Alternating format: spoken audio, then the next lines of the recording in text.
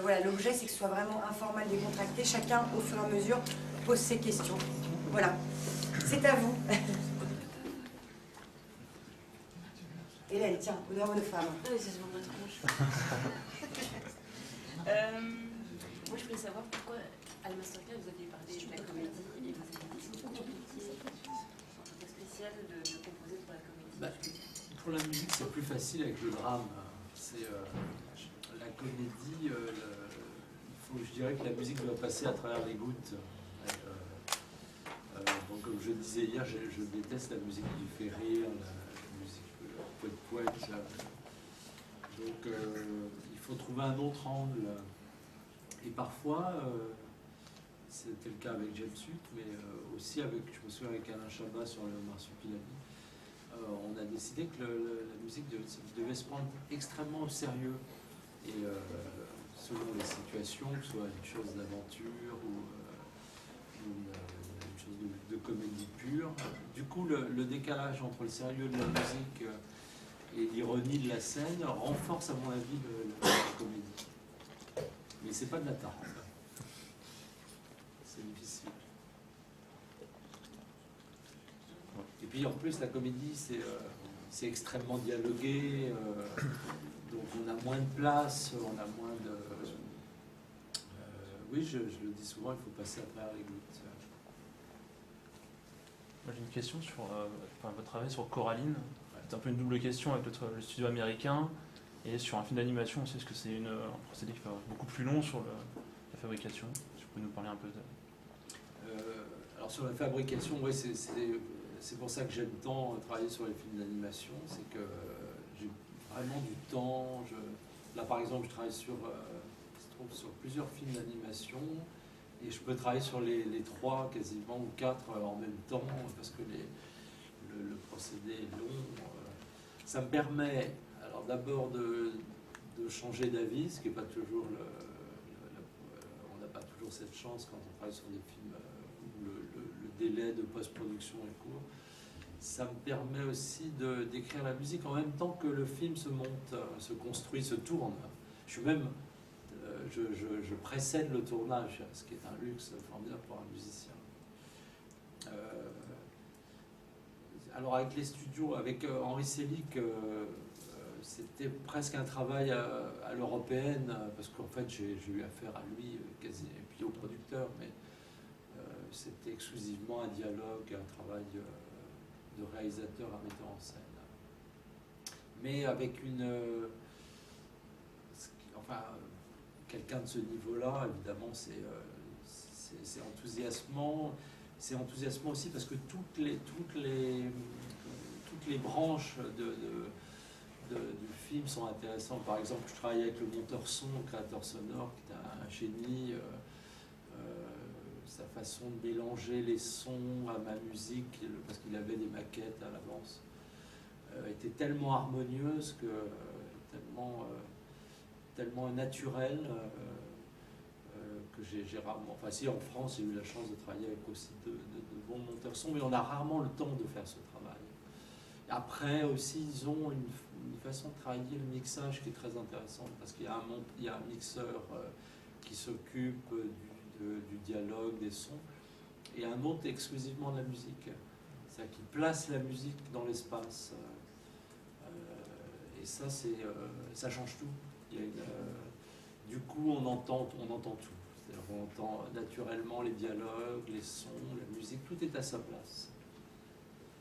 Et puis, voilà, l'expérience était absolument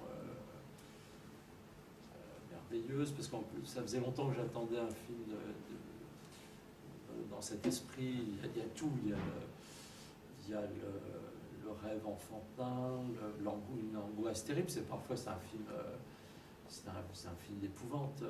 Parce que je rêve, c'est mon rêve absolu de faire un film d'horreur. Je rêve, et bien, sans violent. Voilà, ça, Et puis, comme dans tous les grands films, avec des grands cinéastes, il y a le personnage du salopard.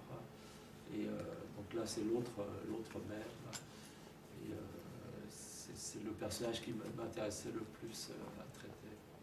de le sauver. Par exemple, il y a une séquence à la fin où il y a un duel entre Coraline et son autre mère, une très très grande violence. La musique a deux aspects. Elle se déchaîne dans un chaos infernal, et en même temps, au même moment, on entend un hautbois qui fait une mélodie élégiaque très douce.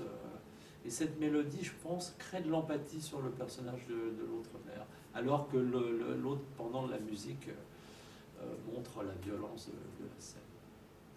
C'est sur des éléments comme ça où c'est intéressant de jouer avec la musique sur un film, pour manipuler le spectateur. Est-ce que Selig est très directif, ou est-ce qu'il te laisse une certaine liberté? Vous avez un dialogue, mais sans indication particulière. On a un dialogue, mais il attend d'être surpris. Et plus je poussais le truc, et plus il était content.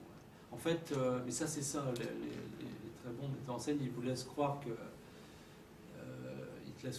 tu es le type idéal pour la situation, que sans toi le film s'écroule, ce qui est absolument faux. Mais du coup, ça donne des ailes, et on a envie de l'épater et d'aller plus loin. Et plus on va loin, plus il est content. Donc sur le prochain, tu vas avoir l'occasion de te lâcher encore un peu plus. Oui. Là, sur Coraline, c'était... je me souviens du mixage de la musique à Skywalker. C'était avec malheureusement Didier Lisée, qui est un ingénieur merveilleux qui nous a quittés. Il y avait beaucoup de pistes. Hein. C'était vraiment... C'était coton. Ce qui est bien aussi là-bas, c'est que, notamment à Skywalker, c'est que le studio de musique est dans l'enceinte des audits de cinéma. Donc on passe dans le même couloir de la musique au film. Il y a une connexion comme ça entre les deux éléments qui est très très étroite, non seulement par le lieu, mais parce que le mixeur film vient dans le studio de la musique, et nous on va écouter ce que donne le mix, l'intégration de la musique dans le mix final. Il faudrait idéalement toujours travailler comme ça. C'est rare.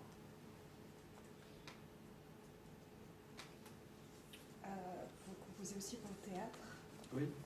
et pour le documentaire, pour des téléfilms, sur France 3 par exemple. Quelle est la différence et les similarités entre le cinéma et ses différents supports différents? Le cinéma, ce qui est épatant au théâtre, là par exemple je suis en train de travailler avec Alfredo Arias sur une comédie musicale, on aura un quatuor sur scène au rond-point, c'est que vous pouvez changer les choses au dernier moment. C'est-à-dire que si, mais même juste avant la représentation, on se dit tiens, hop, là, ce serait bien que le premier violon fasse ça, ou que le chanteur, on peut le faire, on peut modifier les choses. Au cinéma, on a un délai où il faut bien sûr arrêter. Mais je dirais que finalement, alors pour les documentaires, c'est un peu différent parce que la musique doit amener tout l'élément fictionnel au film. C'est elle qui devient le narrateur du film, et qui, sur le documentaire, il faut faire très attention parce qu'on peut vraiment manipuler le spectateur. Bon, je le dis souvent, mais j'avais une maison en Corse, donc j'étais très sensible à tous les reportages sur la Corse.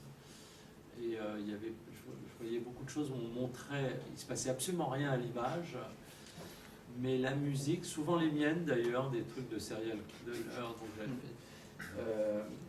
nous laissait croire qu'on allait se faire égorger à chaque coin de rue. La musique a un pouvoir manipulateur formidable. Sur des films de fiction traditionnelle, la musique devrait jouer un peu justement un rôle documentaire, c'est-à-dire pas de redondance, pas trop de psychologie, mais jouer avec le climat du film. Tu disais hier que le scénario ne t'intéressait pas du tout. Enfin, si, il m'intéresse, mais disons que l'histoire ne m'intéresse pas plus que ça. Parce que mais même dans la vie, les histoires ne m'intéressent pas. Ce qui m'intéresse, c'est très mystérieux. Quand je vois un film, je sais dès la première les premiers plans, quand il y a une vibration qui va me faire adhérer totalement au film. Je peux pas expliquer. Et c'est pas l'histoire. Il y a un truc dans pas seulement dans la lumière, mais dans la constitution de l'image, dans le climat qui fait que je vais être complètement happé par le film. Parce que bien souvent, les compositeurs se plaignent d'arriver tard sur un projet. Toi, t'aimes bien voir l'image. Ah oui, moi pour moi, c'est... j'ai fait le contraire avec Benoît Jacot, parce qu'il voulait un concerto que j'ai écrit d'après le scénario. Mais sinon, ou sur les choristes, parce qu'évidemment, on a besoin des chansons pour le tournage. Ou sur les films d'animation. Mais sur les films d'animation, on corrige le tir au fur et à mesure que le filmage se fait.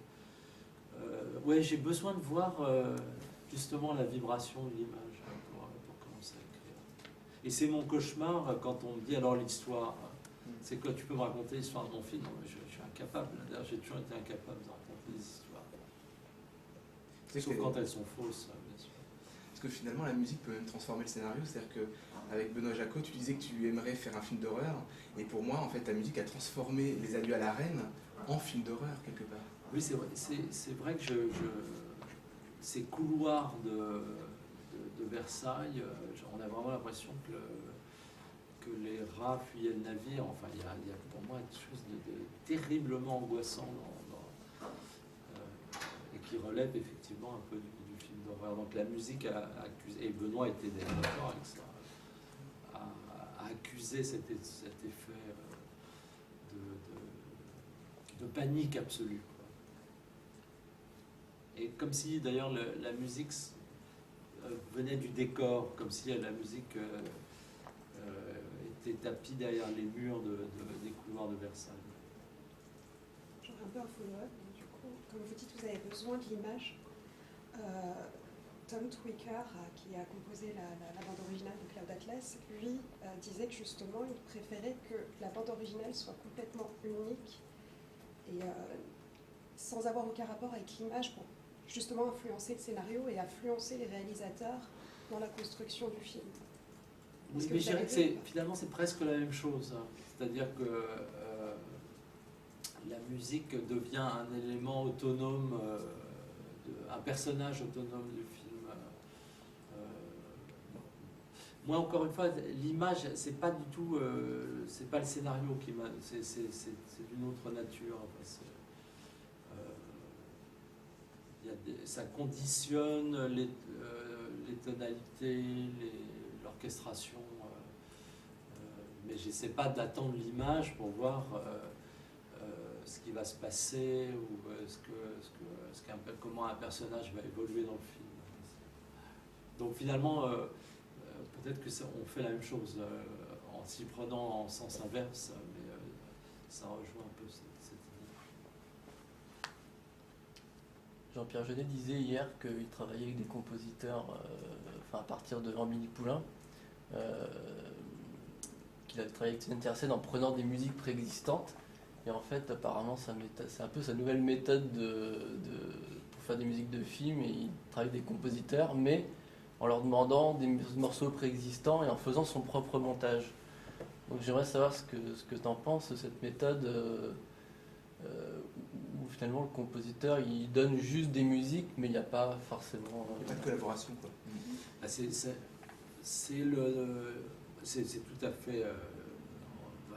il y a des grands exemples avec Kubrick, par exemple. C'est une façon de travailler là. Mais c'est... alors du coup, c'est le metteur en scène et le maître absolu. Je pense que c'est une façon de... Je sais pas, j'étais pas là malheureusement à la conférence, mais c'est une façon de tout dominer. C'est vrai que pour un réalisateur, voir débarquer un compositeur avec son univers un peu au dernier moment, évidemment là il y a un truc qui lui échappe. Moi je trouve que c'est bien aussi que les choses échappent au metteur en scène. Mais Jeunet, ça fonctionne très bien, mais ça fonctionne très bien avec Badalamenti aussi, hein, qui n'est pas un compositeur, qui est un vrai compositeur de musique de film. Donc je crois que tout dépend de l'axe qu'on emprunte. contraintes. Enfin, en tout cas, moi, je pense que le cinéma, c'est aussi l'accident. Et que, qu'un metteur en scène ne peut pas tout contrôler, même au tournage. Et c'est la même chose avec la musique. Quand on enregistre une musique, il peut y avoir tout d'un coup des choses ou des raps, ou alors un soliste incroyable. Et là, il faut pouvoir corriger les choses. Mais bon, oui, c'est un choix. Alors là, on parle plus de musique de film, on parle de... et c'est aussi très intéressant. Ça devient une sorte de... comment dire, de collecte de musique qu'on adapte à son univers. Pourquoi pas. Mais oui, tout est bon avec la musique de film, si ça marche. Parfois, c'est un peu c'est aussi la collection de disques du réalisateur, quoi. J'ai aimé ce tube, ça m'a fait vibrer dans les années 80 ou 90. J'ai emballé une gonzesse sur ce truc, donc il faut remettre ça sur une scène de séduction. Mais quand c'est Scorsese sur Les Affranchis ou Kubrick en Shining, c'est génial. Donc tout est possible, je pense. Est-ce que si un réalisateur te demande de faire des musiques comme ça, mais pas du tout à l'image, sans voir le film, et te dit je veux bien travailler avec toi, mais je vais prendre des musiques, est-ce que ça te... Mais après avoir lu le scénario Oui, peut-être. Oui. Ouais, le danger de ça, c'est que ça risque de devenir de l'illustration sonore. Parce que dans un film, d'abord un film a besoin d'une unité, je pense, et que la musique, peut-être par les thèmes, par les mélodies ou par l'univers musical, crée cette unité dans le film.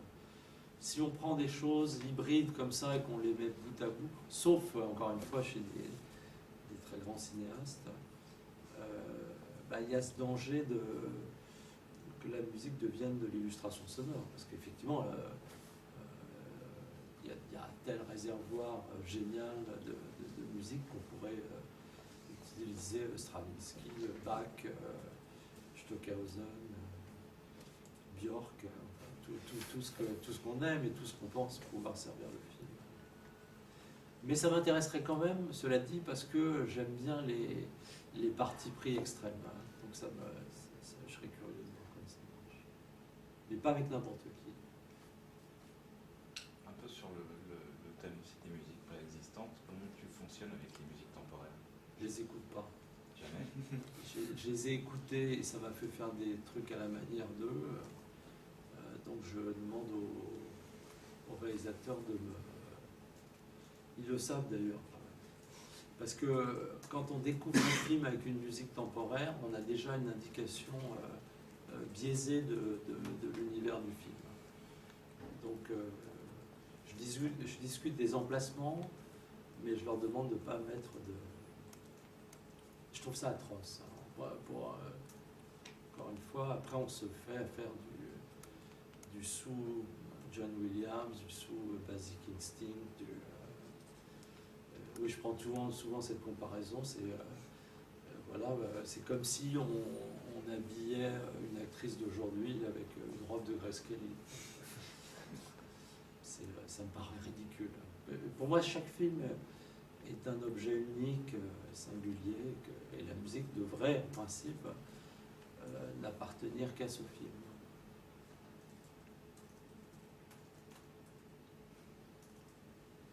Il paraît que vous êtes un grand fan d'Howard Shore. Oui, il y a des choses... J'aimais beaucoup Howard Shore quand il expérimentait. Par exemple, tout ce qu'il a fait avec Cronenberg, même Crash, les guitares électriques, tout ce sens de l'expérimentation. En fait, je préfère Howard Shore pour ce côté-là que pour... Le côté plus orchestral. Ouais, le plus, qui est moins personnel et qui est formidablement bien fait, hein, c'est un musicien formidable. Mais c'est surtout dans l'expérimentation que je... Du coup, vous répondez plus ou moins à ma question, c'était parce qu'en fait, par rapport au concert, nouvelle lubie en fait de faire des concerts de musique de Plus que film. lubie. Enfin, je dis lubie parce que ça avait été de moi il y a 10 ans. Moi j'adore la musique de film depuis que j'ai 14 ans et il y a 10 ans ça n'existait pas. Et enfin, quand on l'a rencontré, il nous avait dit que justement les musiques de film étaient un pont magnifique entre la musique classique pour les jeunes générations et j'aimerais savoir ce que vous en pensez. Moi, je pense que c'est le contraire. C'est-à-dire que je n'aime pas les concerts de musique de film qui sont des concerts de musique light, de musique classique light. C'est-à-dire, la musique classique, c'est trop difficile à aimer en concert. Donc, on va faire une espèce de truc plus facile pour attirer le... Je pense pas que ça se passe comme ça. Je pense que les concerts de musique de film, c'est intéressant si vraiment, encore une fois, il y a quelque chose dans la musique qui... Parfois, vous travaillez au cinéma sur des films et la musique en concert n'a pas d'intérêt parce qu'elle est tellement au service de l'image que parfois, il y a des musiques qui résistent à ça et qui valent le coup d'être entendues en concert. Il faut même peut-être de temps en temps les retravailler, refaire les orchestrations un petit peu, changer les nuances. Mais si c'est pour faire un truc un peu mièvre ou un peu plus facile, moi ça me dérange. Donc pour vous, les musiques de film doivent être soit intemporelles ou cultes, Ouais. mais absolument pas jouées en live sur un écran. Si à partir du moment où elles tiennent le coup, qu'elles sont tout dépend des musiques, hein, tout dépend de... Il y a des musiques pop qui sont formidables, et au cinéma et au concert, des musiques d'orchestre qui fonctionnent sur les deux. Mais il ne faut pas qu'on se dise que c'est une porte d'accès facile pour le public, une chose qui va lui... oui, la musique classique light. Voilà, ça. Puisqu'on parle du concert, qu'est-ce que tu nous as préparé pour ce soir? Alors, une espèce de concerto pour hautbois light. En fait, il y a deux musiques de Coraline, le End Credits et puis Let's Go, donc il sera chanté par Mari Kobayashi. Il y a un morceau de Don Juan, aussi chanté par Marie, qui chante la berceuse de Microcosmos. Et puis je finis par une chose qui est une pièce qui est un hommage à la musique de film. C'est le dernier mouvement d'un concerto pour violon que j'ai écrit pour Laurent Corsia, et qui est tout ce que j'ai jamais pu faire au cinéma, c'est-à-dire un mouvement d'hystérie collective de l'orchestre. Ça finit dans un déchaînement, une violence inouïe. Voilà, c'est la revanche du compositeur sur le musicien de film. C'est Les Villes Invisibles? Les Villes Invisibles, c'est le dernier mouvement. Et le soliste finit par être happé par la foule de l'orchestre et par être bouffé par l'éclatement sonore. J'avais une question concernant la voix. Vous utilisez beaucoup les voix d'enfants, tout ça. Est-ce qu'il y en a... Pourquoi? D'abord parce que j'aime ça. C'est souvent je le dis pas au metteur en scène. Hein. Le metteur en scène, je lui explique que c'est formidable pour son film. J'essaie de trouver des arguments qui valent le coup. Mais en fait, c'est parce que j'aime ça. Très souvent, j'ai travaillé avec des musiciens. D'abord parce que j'avais envie de travailler avec eux, ou des chanteurs, justement. Robert Wyatt, par exemple, j'ai travaillé avec lui sur Le Peuple Migrateur. C'est un chanteur que j'admire depuis que j'ai 13-14 ans. Et j'ai toujours rêvé de travailler avec lui. Je trouvais qu'il n'y avait aucune raison de travailler avec lui sur Le Peuple Migrateur, sauf celle-là. Et quand je l'ai contacté, il m'a dit, mais c'est incroyable, il parle très bien français d'ailleurs, c'est incroyable parce que j'ai fait des chansons sur la migration des oiseaux. Donc, quand on aime les choses et les gens, ça suscite... Après, les choses deviennent bizarrement naturel et plausible.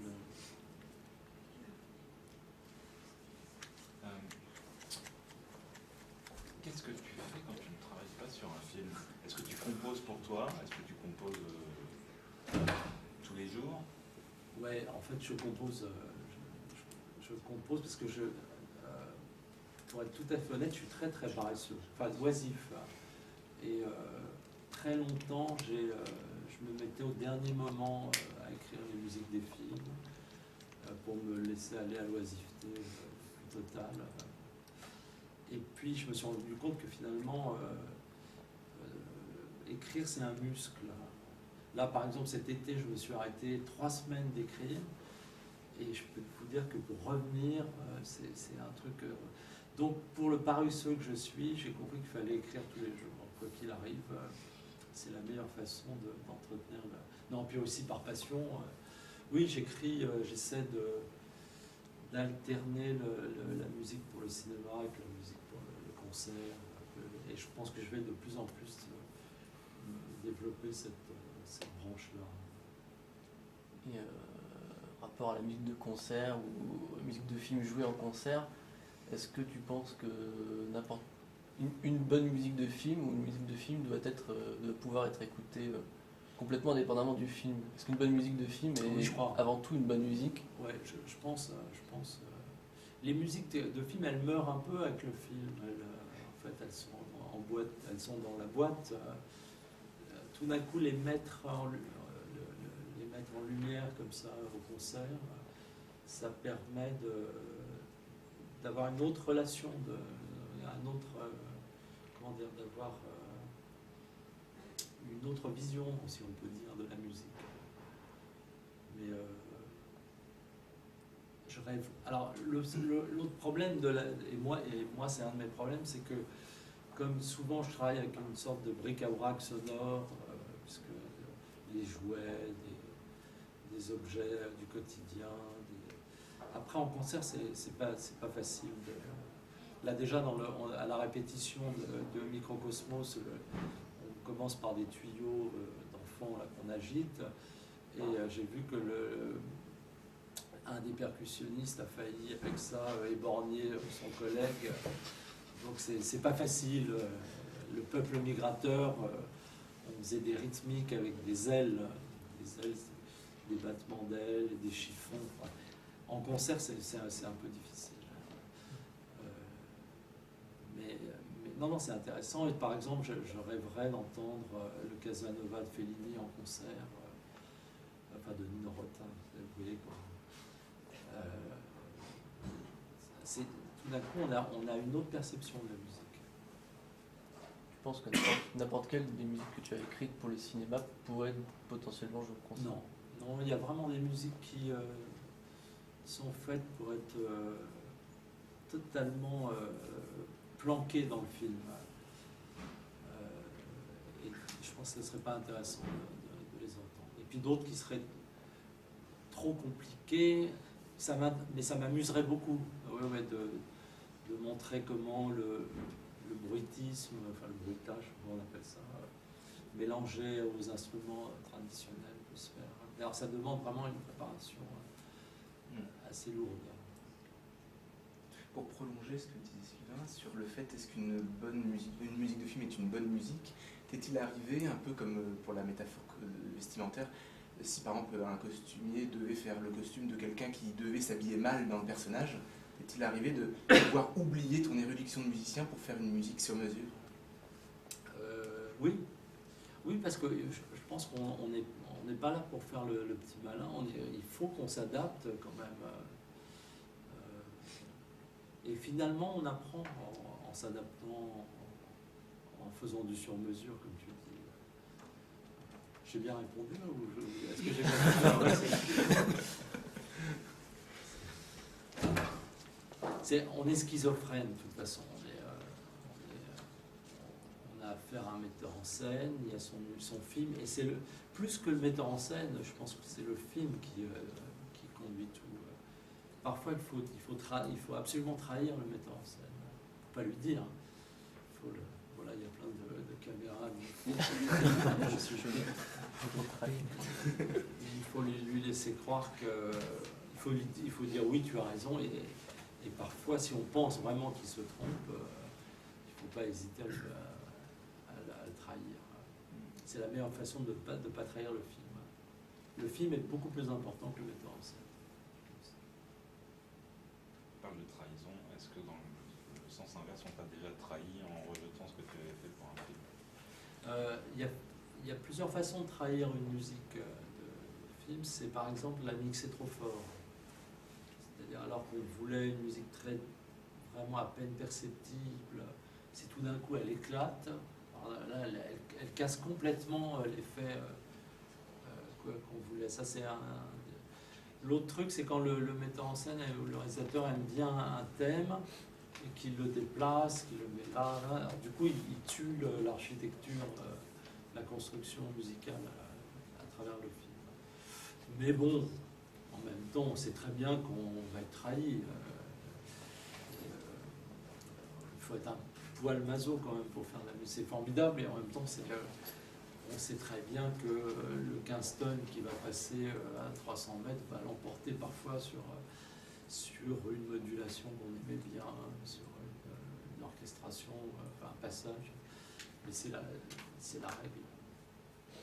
Enfin, c'est la loi, c'est aussi la beauté du cinéma, c'est-à-dire qu'on travaille en équipe et que tout le monde intervient un peu. Ça t'arrive souvent de collaborer avec l'équipe son? De plus en plus. Et je trouve que c'est vraiment important. Parce que très longtemps, c'était rendez-vous au mixage, quoi. Et donc il y avait des sons, des hauteurs, des fréquences qui luttaient avec les fréquences de la musique ou les hauteurs de la musique. Aujourd'hui, plus ça va, plus on arrive très vite, puisqu'on peut faire des maquettes aujourd'hui assez fidèles, on arrive à harmoniser, à faire un travail en commun. Ce qui fait que sur les Adieux à la Reine, par exemple, les scènes de couloir, la musique hante les couloirs, mais on entend des grouillements, comme ça, on ne sait plus très bien ce qui appartient au son et à la musique. Je travaille beaucoup aussi avec Jean Goudier, qui est un très grand créateur sonore. Je lui envoie mes musiques, il travaille ses sons en fonction de ça, ou inversement. C'est ce que j'avais fait avec Laurent Caglio sur Microcosmos. Je me souviens d'une scène de bourdonnement d'insectes, et lui, il avait construit déjà plein de bourdonnements, dont j'ai relevé les hauteurs, et puis on a enregistré des quintettes à cordes spatialisées comme ça, et puis on a mélangé les deux éléments, et il y avait on ne savait plus du tout où était la musique et où était le son. Ça c'est... Voilà, de plus en plus j'essaie de travailler comme ça. Sylvain. On remarque dans vos travaux qu'il y a quand même beaucoup de sonorités tribales et d'instruments, enfin, de sonorités africaines et orientales. Pourquoi cette affection pour ces rythmes particuliers? Je crois qu'aujourd'hui, un compositeur a les oreilles ouvertes sur la musique du monde. Et ça, c'est peut-être le cinéma qui m'a amené ça, cette curiosité pour la musique du monde, les musiques traditionnelles, oui, africaines, mais aussi géorgiennes, bulgares. Donc je me dis pas, je vais faire une musique tribale, ou je vais faire une musique pygmée. Mais comme on est sensible à toutes ces influences, ben, on finit par s'en imprégner et inconsciemment faire son miel de toutes ces... C'est extraordinaire aujourd'hui, on a accès immédiatement, dès qu'on en a la curiosité ou le désir, à toutes sortes d'univers musicaux. Avant, les compositeurs étaient dans leur chambre ou dans leur bureau et n'entendaient que très peu de musique. Oui, aujourd'hui, on a... Et comme tout m'intéresse, parce que j'ai travaillé avec des rappeurs, j'ai travaillé avec des gens de la soul music, des gens de la pop, des jazzmen, beaucoup de musiciens du traditionnel. Donc la musique forcément est colorée par toutes ces influences. Beaucoup de compositeurs qui se plaignent entre guillemets que leur travail est à la fois solitaire et en plus intervient après le gros du boulot, c'est-à-dire le tournage. J'ai pas l'impression que ce soit quelque chose que tu ressens. Non, moi, d'abord je me plains pas.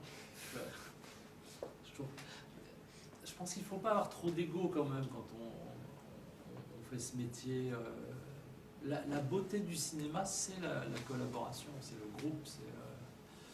Et on sait très bien qu'on va être mangé. Mais parfois non. Je pense à Henri Selick, par exemple. Il n'y a pas une musique écrite, enregistrée qui ne soit pas dans le film. Il n'y a pas une séquence qui n'ait pas été mixée comme je rêvais. Voilà, donc parfois aussi on a des surprises contraires. Mais c'est... alors intervenir avant, après... oui, je le disais hier, mais 15 jours avant la fin, c'est génial parce qu'il n'y a aucune pression. Donc vous êtes forcément un sauveur. Si c'est mauvais, bon, on dit ouais, oui, il n'a pas eu le temps, le pauvre. Si c'est pas mauvais, pas trop mauvais, vous êtes un génie. Donc tu le sais. Moi, si demain on me dit voilà, tu as 3 jours pour écrire une musique, vas-y, je serais ravi. Parce que là, tout d'un coup, c'est Dieu.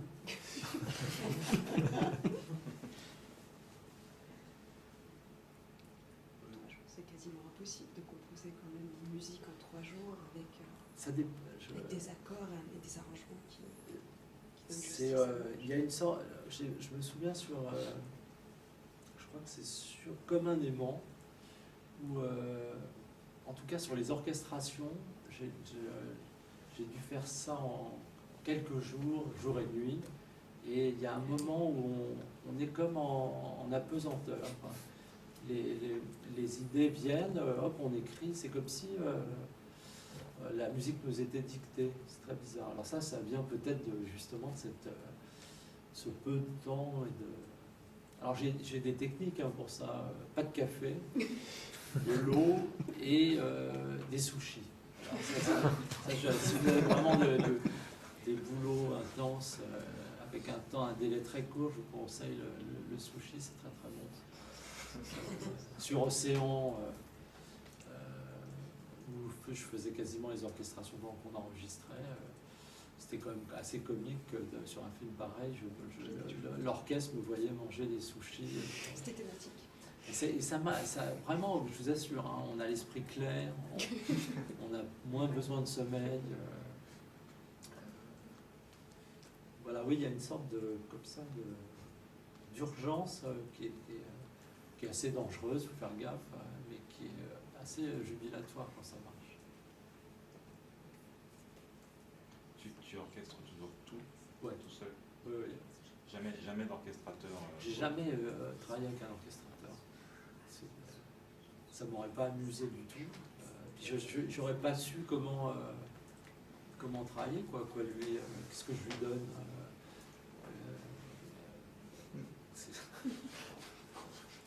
Non, moi, ce qui m'amuse, c'est l'orchestration. Quand j'ai une idée musicale, elle vient avec le timbre. C'est pas abstrait, c'est pas un truc au piano ou avec des sons synthétiques, qui m'intéressent d'ailleurs beaucoup. Mais la couleur musicale est déjà là. On travaille avec un orchestrateur. C'est pour ça que je déteste ce système hollywoodien où tout est complètement compartimenté. Ça devient... Et que je trouve d'ailleurs que beaucoup de musiques sont orchestrées de la même façon, parce qu'il doit y avoir 7 ou 8 très très bons orchestrateurs qui travaillent. Je sais pas, ça tu sais mieux que ça. C'est les mêmes marches harmoniques, c'est les mêmes... Moi j'aime bien, même si une musique n'est pas terrible, même si elle est mal fichue, si elle est... j'aime bien qu'elle ait du caractère. préfère ça à un truc extrêmement brillamment orchestré. Ça, c'est moins difficile, je pense. Mais bon, il y a de très très bons orchestrateurs à Hollywood, remarquables, et heureusement qu'ils sont là. Dans cette manière de ne pas dissocier composition et orchestration, est-ce qu'il t'est arrivé de ne faire que de l'orchestration? Oui, j'ai fait, alors quand j'étais jeune, très jeune, sur des chansons de Modiano, écrites par Modiano, un disque de Hugues de Courson, qui s'appelle Fond de tiroir, là j'ai fait des orchestrations. Au cinéma, non. Je crois pas, ou très peu, enfin, vraiment pour filer des coups de main. Ou alors parfois il arrive d'avoir un thème imposé et puis de devoir juste orchestrer le thème. Ouais. Oui, c'est vrai. Oui, sur Villa Amalia, par exemple, Purcell. Mais ça, je préfère ça. Mais donner un thème et travailler avec un orchestre, ça me ferait perdre un temps fou, quoi. Et puis surtout, ça ne m'amuserait pas du tout. Tu as vu hier l'intervention de Harry Gregson Williams. Je suis arrivé à la fin, malheureusement, mais c'était... Qu'est-ce que tu en as retenu de ce que tu as vu et des choses qui... C'était intéressant, mais en fait, on fait tous le même travail, quoi. C'est ça que je me disais, différemment. Puis j'ai vu la passion avec laquelle il montrait. Mais ça renvoie tellement à notre... on est tous dans la même cuisine. Et quand il parle, moi, ce qui m'a beaucoup touché, c'est quand il a parlé de cet enfant à Dublin. Ça, c'est vraiment... alors, s'il y avait une chose en commun entre nous deux, il y aurait cet aspect-là. C'est-à-dire comment tout d'un coup un timbre de voix, ou peu importe, une tondeuse à gazon, je sais pas, un truc qui, tout d'un coup, qu'on entend par hasard, peut s'intégrer à la musique du film. Ça c'est formidable. C'est-à-dire l'accident provoque, déclenche le travail sur la musique. Le reste, tout ce qu'il a dit, c'est ce qu'on vit au quotidien. Cette façon de jouer avec les sons, avec la mécanique de la musique, les discussions avec le metteur en scène. Voilà, on fait le même job. Et puis j'ai aimé sa passion, cette façon de mimer les instruments. On sentait que ça pouvait pas il ne pouvait pas faire autrement. Justement, au niveau de la diversification des musiques à l'image, est-ce que vous seriez intéressé ou est-ce que vous prévoyez de travailler justement comme Harry Gregson Williams y a en parlé un petit peu, sur d'autres supports, comme par exemple des séries ou même des jeux vidéo, pourquoi pas? Qu'il a un nouvel droit dans le jeu vidéo pour les musiques de film. Les séries, oui. D'abord parce que je suis fan des séries américaines. Vraiment, je trouve que c'est mieux que le cinéma très souvent. Et je trouve que c'est intéressant pour la musique. Les jeux vidéo, on m'en a proposé parfois, mais comme je n'y comprends pas grand-chose, on a essayé de m'expliquer la structure, et j'ai du mal à... Je pense pas que ça m'intéresserait tellement. La série, oui. Enfin, la série, quand je dis la série, je pense à des séries très précises. Lesquelles, par exemple? Ou même que les vôtres. Les titres, on ne peut pas les citer à votre place. Homeland, par exemple. Six Feet Under, enfin, toutes ces séries. Là, j'en vois plein en ce moment. Il y a Mad Men. Qu'est-ce que je...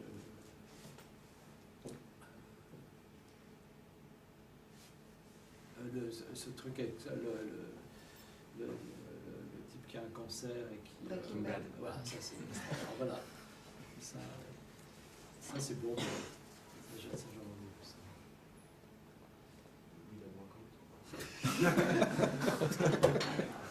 Joséphine Ange-Gardien. Comment as-tu vidé? Mais c'est vrai, s'il y avait un machin sur lequel je rêvais, c'est ça. Moi j'avais une question plus générale, je voulais savoir comment vous étiez venu à la musique de film. Pas du tout, j'ai aucune volonté, hein. C'est un donc par hasard. Pendant mes études de musique, j'ai fait un stage. Mon père était producteur. Il m'a fait faire un stage dans un auditorium qui s'appelait Antigore. Et voilà, j'étais très ami avec la monteuse de François Reichenbach, de Film des Fonds. Et François, qui était un grand réalisateur de documentaires, m'a demandé de faire une première musique pour un... C'était avant Mexico Magico, pour un documentaire, puis un second et un troisième. Et ça m'a plu. Enfin, ce qui m'a plu, c'est pas tant la musique, mais la relation de la musique et de l'image. Et je voulais pas du tout faire ça, parce qu'enfant, le cinéma, j'aimais pas ça. C'était une punition pour moi d'aller au cinéma. Et puis grâce à ça, au contraire, là, je me suis passionné pour l'histoire du cinéma. Italien, américain, suédois, enfin, tout ce qui fait la beauté du cinéma. Et comme j'ai pas de volonté, que quand même j'avais la prétention à l'époque de faire de la musique pour le concert, de la musique pure, noble, mais que ce que j'avais fait pour François a intéressé d'autres metteurs en scène, et ben, j'ai continué, et voilà où j'en suis. Voilà. Quels ont été les compositeurs de musique de film qui vous ont inspiré? Nino Rota, que je trouve vraiment... là j'ai revu Fellini Roma, notamment le défilé, ou le Casanova, Bernard Herrmann, Taxi Driver par exemple, qui est sa dernière BO. Je trouve que cette façon d'intégrer le jazz, cette musique si singulière, mais aussi Psychose, enfin toutes les grandes musiques d'Herrmann. Et puis la musique de La Nuit du Chasseur, enfin surtout la séquence de la barque. Voilà, mais la musique de film m'intéresse pas tellement. Ce qui m'intéresse, c'est sa relation avec le film.